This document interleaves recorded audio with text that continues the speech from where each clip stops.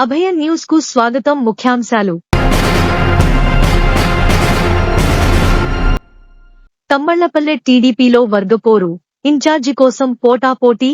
ఓం వర్గం శంకర్ కు, మరో వర్గం జయచంద్రారెడ్డికి మద్దతు. తటస్థంగా ఇంకొందరు.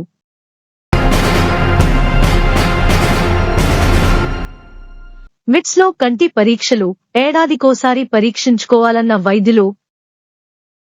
విశ్వం అధ్యాపకురాలికి డాక్టరేట్ అభినందించిన చైర్మన్ ప్రభాకర్ రెడ్డి. మాజీ ఎమ్మెల్యే శంకర్ యాదవ్ కు ఇన్ఛార్జి ఇవ్వాలి. లేదు జయచంద్రరెడ్డికే ఇవ్వాలి. ఇది ఈనాడు తమ్మళ్లపల్లె తెలుగుదేశం పార్టీలో నెలకొన్న ఇంటిపోరు. జయచంద్రారెడ్డి వల్ల తమ్మళ్లపల్లెలో తెలుగుదేశం పార్టీ ఓడిపోయింది.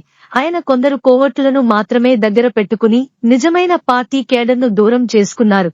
అందువల్ల ఆయనకు ఇన్ఛార్జి ఇవ్వకుండా శంకర్ యాదవ్ కు ఇవ్వాలనేది ఒక వర్గం డిమాండ్ చేస్తుంటే అందుకు పోటీగా జయచంద్రరెడ్డికే ఇన్ఛార్జి బాధ్యతలు ఇవ్వాలంటూ మరో వర్గం పోటీ పడుతోంది.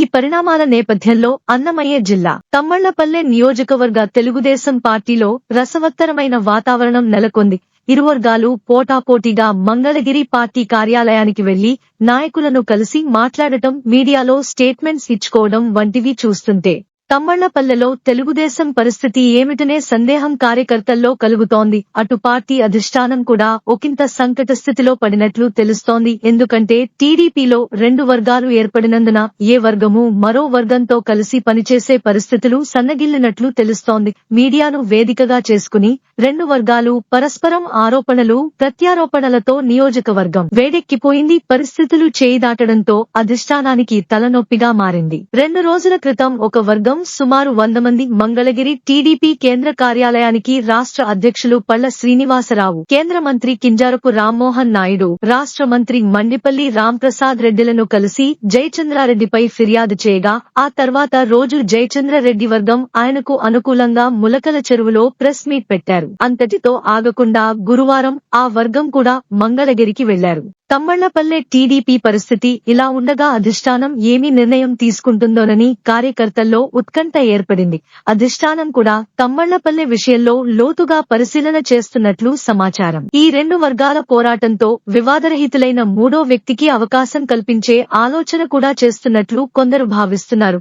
అందుకు కూడా కొన్ని కారణాలను విశ్లేషిస్తూ ఈ రెండు వర్గాలతో పాటు పార్టీ కేడర్ మొత్తం ఒకే గొడుగు కిందకు వచ్చి మన్వయంతో పనిచేయాలంటే వేరొకరికి అవకాశం ఇస్తే ఎలా ఉంటుందనే దిశగా పార్టీ పెద్దలు ఆలోచిస్తున్నారన్న అభిప్రాయాలను వ్యక్తపరిచారు. ఇందులో ఏ సూత్రం అమలు చేస్తే సత్ఫలితాలు ఉంటాయో ఆలోచించి నిర్ణయం తీసుకోనున్నారు. ఇదిలా ఉండగా తమ్మళ్లపల్లె ఇన్ఛార్జి రేసులో చాలా మందే ఉన్నట్లు తెలుస్తోంది.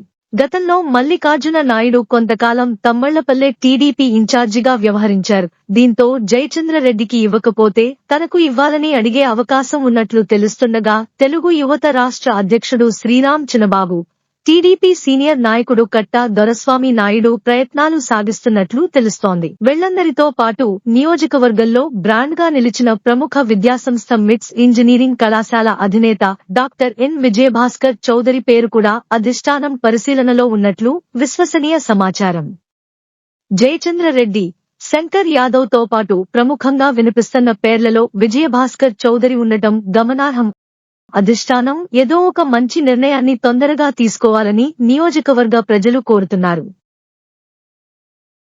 విశ్వం ఇంజనీరింగ్ కళాశాల సివిల్ డిపార్ట్మెంట్ అధ్యాపకురాలు ఎస్ రీహనాకు తమిళనాడుకు చెందిన Vellore institute of technology university PhD ప్రదానం చేసినట్లు ప్రిన్సిపల్ డాక్టర్ డి రమణారెడ్డి తెలిపారు.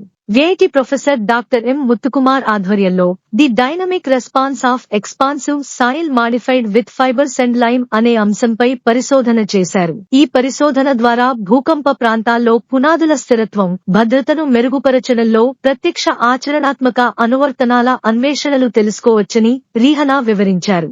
డాక్టరేట్ పొందిన రిహానాను కళాశాల chairman M Prabhakar Reddy, principal doctor D Ramana Reddy, అధ్యాపకులు అభినందించారు.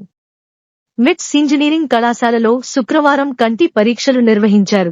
ఈ కార్యక్రమం మదనపల్లె పట్టణంలోని డాక్టర్ అగ్రవాల్ కంటి ఆసుపత్రి ఆధ్వర్యంలో కళాశాలలోని అధ్యాపకులు, విద్యార్థులను పరీక్షించారు. ఈ సందర్భంగా ప్రిన్సిపల్ డాక్టర్ సి యువరాజ్ మాట్లాడుతూ, కంప్యూటర్ల ముందు గంటల కొద్దీ కూర్చుని ఉద్యోగాలు చేసే వారికి కంటి సమస్యలు వస్తుంటాయన్నారు. కాలుష్యం, ఆహారపు అలవాట్లు, ఇతర అనారోగ్యాలు కూడా కంటి ఆరోగ్యంపై ప్రత్యక్షంగా ప్రభావం చూపుతాయన్నారు.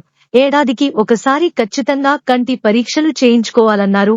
పాలకూర, డ్రై ఫ్రూట్స్, నారింజ, చిలగడదుంప, పొద్దుతిరుగుడు విత్తనాలు, క్యారెట్ రసం వంటి ఆహారాల కంటికి సంబంధించిన వ్యాధులను నయం చేయడంలో సహాయపడతాయని తెలిపారు. కార్యక్రమంలో కంటి వైద్యులు doctor Vamshidhar Reddy, marketing manager Emmanuel Raj, vice principal doctor Kamal Basha, NSS coordinator Rajesh తదితరులు పాల్గొన్నారు.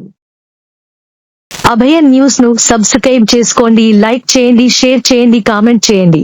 ఇవి ఈనాటి వార్తలు. రేపటి వార్తలతో మళ్ళీ కలుద్దాం. అంతవరకు సెలవు. నమస్కారం.